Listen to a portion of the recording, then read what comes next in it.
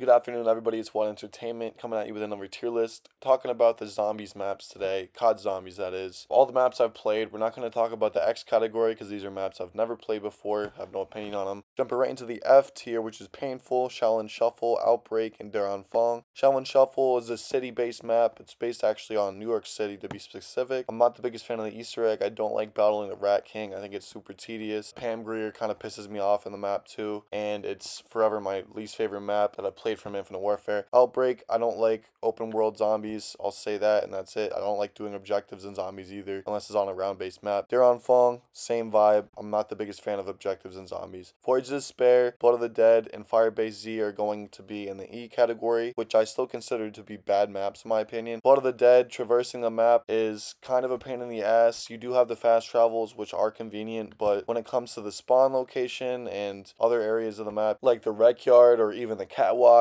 you literally do not return to them from the second you leave. And Firebase Z has no personality whatsoever, like a lot of Cold War Zombies maps in my opinion. Despite the Ray K being a pretty unique take, I'd say, on the ray gun, you had the Mimic spam, the very underwhelming Orda boss fight, and the Mimic step of the Easter egg, which was ass. Forge of Despair, you have the Stoker spam, all the catalysts, which make traversing the map very challenging. A lot of the times I'll be running through a corridor and a fire zombie will just block my ass and insta-down me, which is super frustrating. The Easter egg isn't the best too on Voyage of Despair, but the boss fight is. Jumping right into the D category, we have lackluster maps, Classified, Transit, Bus Depot, Alpha Omega, Descent, and Infection. Yes, in this video I am going to be talking about Exo Zombies and Extinction. Couldn't think of the word for a moment there. Classified, obviously this is the rehashed version of 5 from Black Ops 1, but in the Black Ops 4 engine. I shouldn't even say rehash, it's more of a remake, but it does use a lot of rehashed assets, such as Groom Lake being No Man's Land from Moon, which was in Black Ops 1. Also, I don't really understand why they took out the Pentagon Thief. That was like the main reason why I played 5, to add that aspect of challenge, as well as the risk and reward, right? Because you could get the bonfire sale if you weren't touched by him. That played into different strategies. Transit,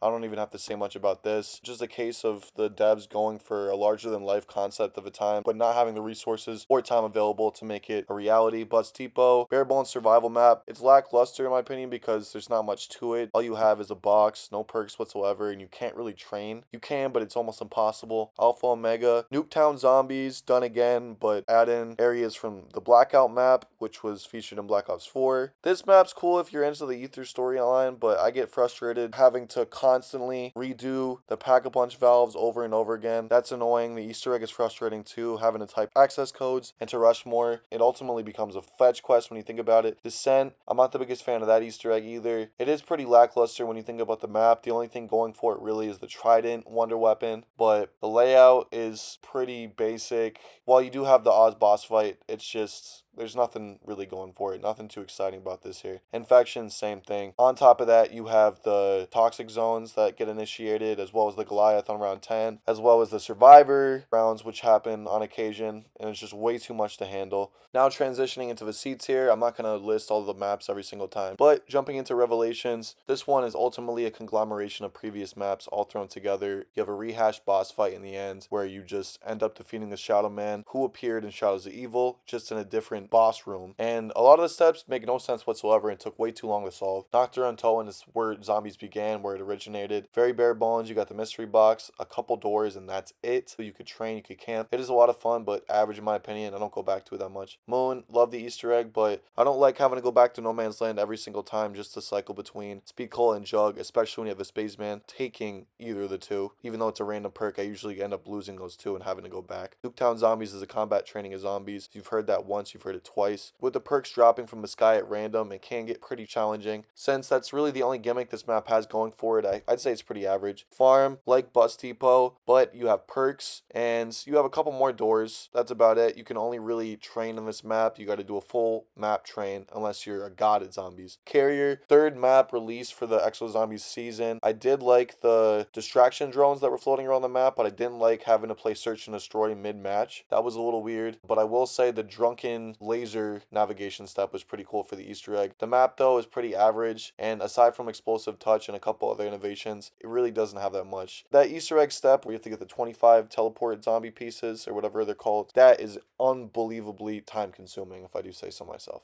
Dead of the Night is a great map if you're into collectathons and you like picking up all the parts around the map, learning everything it has to offer. I'm not really into that, but I appreciate the atmosphere and the aesthetic of it. I also love the werewolf boss fight. That wasn't too shabby. The different steps of the Easter egg are cool, but the map itself, it seems kind of like a Shadows of Evil to some extent. Getting the tuning forks is okay, I guess, for the Pack-a-Punch, but I've never been too crazy about it. I will say it took me quite a while to get into this map just because as a beginner there's way too much to learn and to remember. And the characters really pissed me off. Togdur Tolan, obviously the remade version of Call of the Dead just during the daytime. This map is also pretty average if I do say so myself. The Easter egg is just another fetch quest, despite it having a pretty epic finale where the entire map gets set on fire and you're trying to navigate it. The new wonder weapon variants like the Tundra Gun and the Wonder Waff with the scope, as well as the Golden Pack-a-Punch innovation, was pretty cool, but I just don't play this map really ever anymore. Or even the Redwoods. First DLC for Infinite Warfare Zombies was pretty cool. I like the slasher zombie. The Easter egg, it being short and sweet, only saw you collecting 3 different photographs across the map, bringing them back to Kevin, and fighting Kevin himself, who ends up being the boss in the end. The map also had these elemental bows, reminiscent of Horizon Drak, just nowhere near as powerful. They were actually pretty shitty, if I'm remembering correctly, and I only got them the one time when I was doing the Easter egg. As basic as you're gonna get for IW standards. I mean, it has some cool implementations, I guess. DM Machine, first map introduced on the Cold War Zombies system, which actually brought a lot of new players to the forefront of the mode. Probably the 10th or 11th iteration of Nocturne and Tolan we've seen here, so I'm putting in the average. The DIE variants to the Wonder Weapons were cool, but all you really need to get is the Ray Gun, as well as Ring of Fire. Sit on top of Noct, don't open that one door and you're good to go. The Easter egg saw you saving Olaf in the end and upgrading the 4 DIE variants, doing other things involved with the Dark Ether, which I don't really know too much about. I have completed it a couple times, and I do have to say it was pretty easy, but the map itself just kind of bled to me. The last map we're going to talk about in this category is going to be Outbreak, which was the debut map for Exo Zombies. Came with the Havoc DLC. It was okay. I thought it was good for a starting map, but average nonetheless. The Easter egg, all you got to do is pick up a black box, get 4 key cards, and upgrade your clearance to 49 and then 50, and you're pretty much done with it. I thought the trash shoot step where you're shooting at the ground for no reason whatsoever, it was kind of weird. The Cell 3 Cauterizer really wasn't anything special by Wonder Weapon standards. Jumping right into the B tier, we got maps which I consider to be good. I'm not going to say too much about the Extinction maps, only because not a lot of people have played them. I've played every single one though. Just know I am max rank on the game and I love it to death. Not even trying to flex, but I just did. Awakening and Slake Point of Contact, which was the first map, which sees you traversing through an abandoned area, arming a nuke, and getting the hell out of there. Point of Contact is dope for that reason. It was the first map that came with the game. CoD Ghosts, obviously. Awakening's like that, but you're underwater. You have gargoyles chasing after you, which are these flying dragon-like creatures, as well as mammoths. And it introduced the Arc, which is basically the equivalent to Pack-a-Punch. In Extinction, Nightfall, you have the Breeder boss fight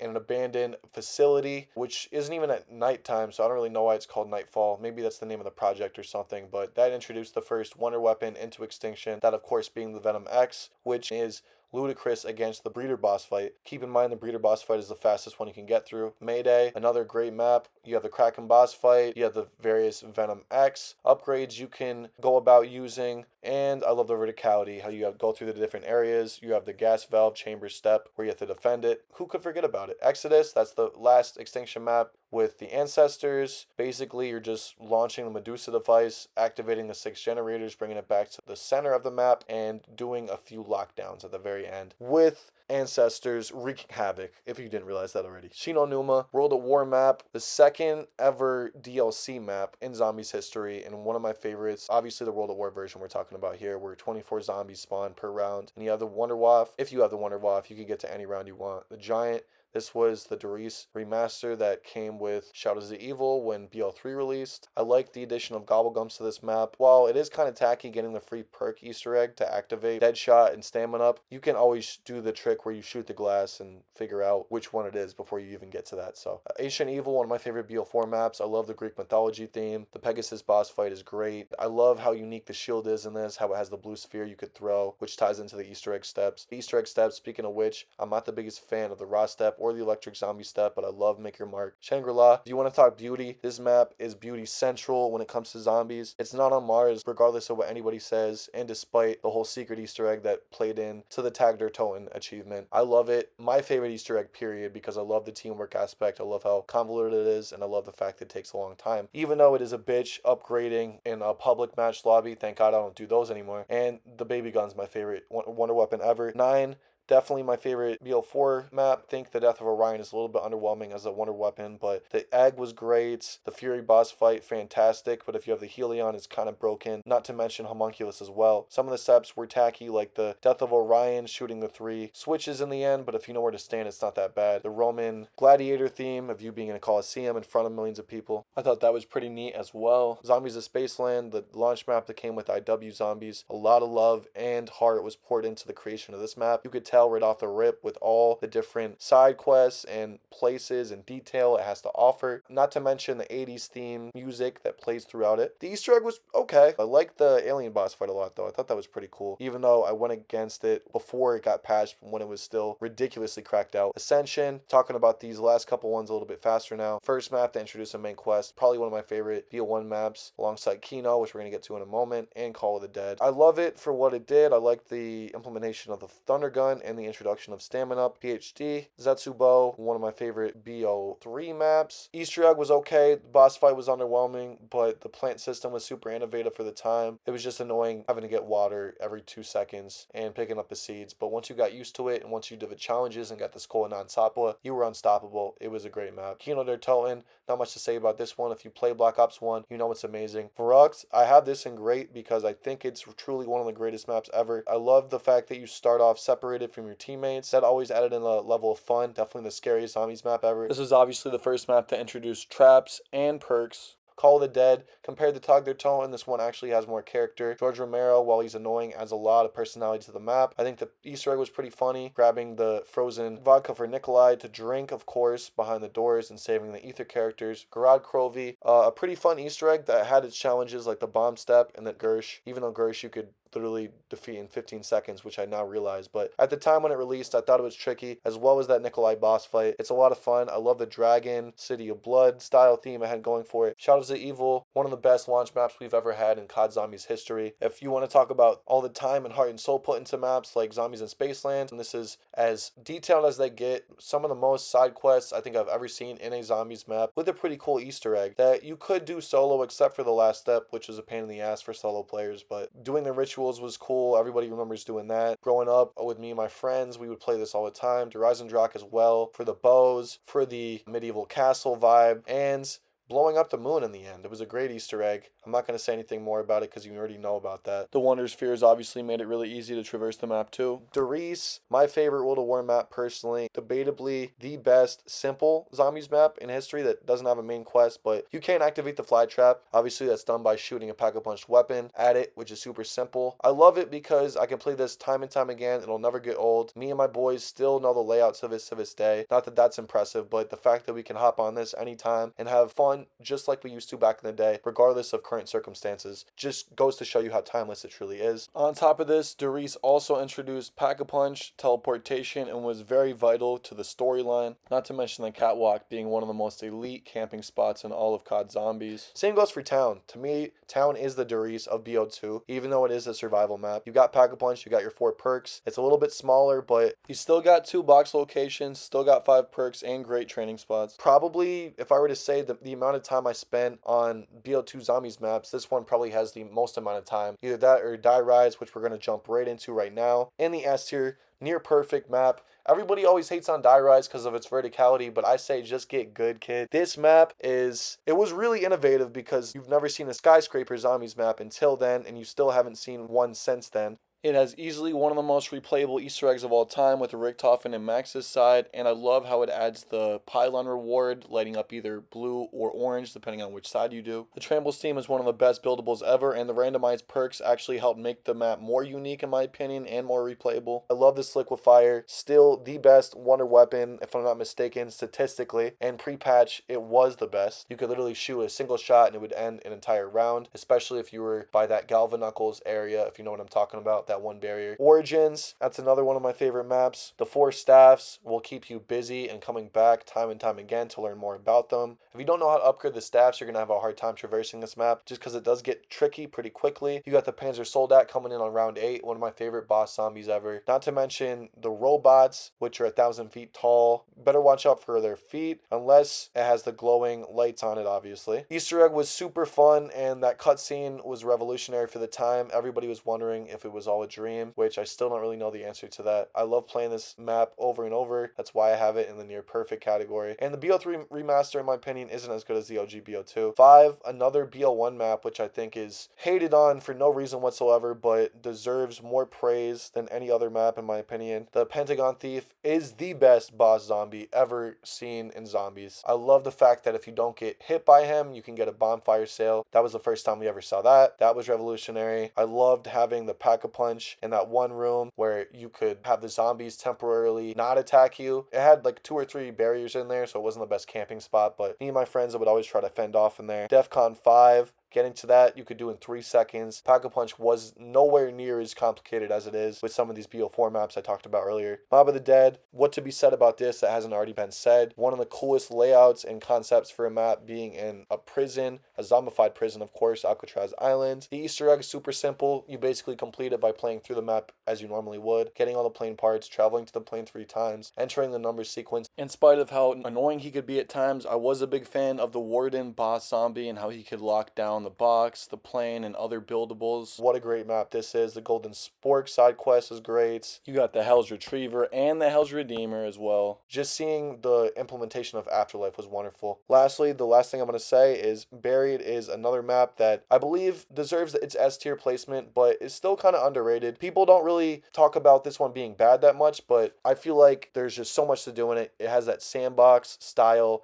to where you could play however you want. You got Leroy, who could do anything from build traps, lock down the box, attack zombies, you name it. Sharpshooter step, one of the best of all time, and one of my favorite Easter eggs and super Easter eggs. It doesn't just stop there though. You also have the various buildables like the head chopper, the subsurface resonator, the turbine which came back from transit, also the trample steam making a return back from die rise. The ray gun mark 2 is on this map, the paralyzer which you could use to not only slow down zombies but fly through the air like Batman. You have the witch's house, the maze, one of the most creative implementations of Pack-a-Punch we've seen to date. And with the Easter egg steps I mentioned earlier, you have the 2 sides, much like with the die rise Easter egg. This map is really one of the best ever in my opinion, but it doesn't get regarded like that. That's going to be the video, guys. Let me know what you thought about this tier list, and I'll see you in the next one. Take care.